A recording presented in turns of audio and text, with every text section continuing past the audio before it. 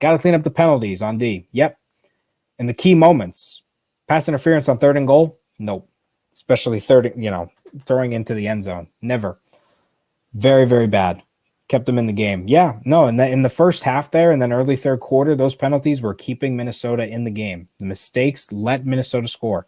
The first 3 touchdowns Minnesota scored were essentially from OSU mistakes because the first touchdown, not like a big mistake, but defensive line allowing a 56-yard run on a 4th and 1 when the Minnesota offense had nothing going for it, which allowed the Gophers to get momentum. Then the interception, big mistake, and then two pass interference calls. The first one, which was on the deep throw, was a necessary PI because if he doesn't push the receiver, he makes a catch and they score.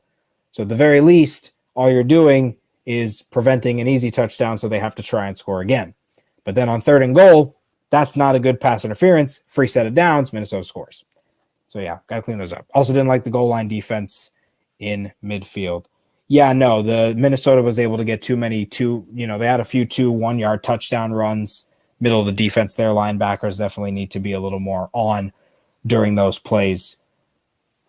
We'll see how that's like for Oregon. I mean, the thing to watch, I think, for the Oregon game on Saturday the 11th will definitely be the defense, seeing what the improvements are, seeing if they can fix up the missed tackles, seeing if they can be a little more clean and not giving up big penalties.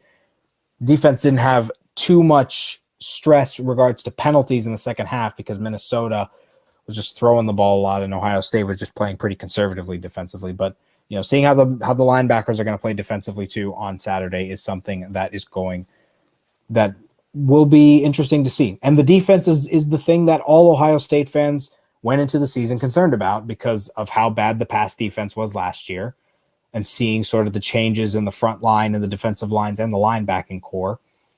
So I think seeing how the defense is going to do every game will be what to watch because and as much as some people here have been talking about Stroud and, he's no Justin Fields, no JT Barrett, no Haskins, it's one game. I think the offense has enough talent to be impressive for every game they play until they come up against a team like, I don't know, Penn State or Alabama or Clemson or Oklahoma.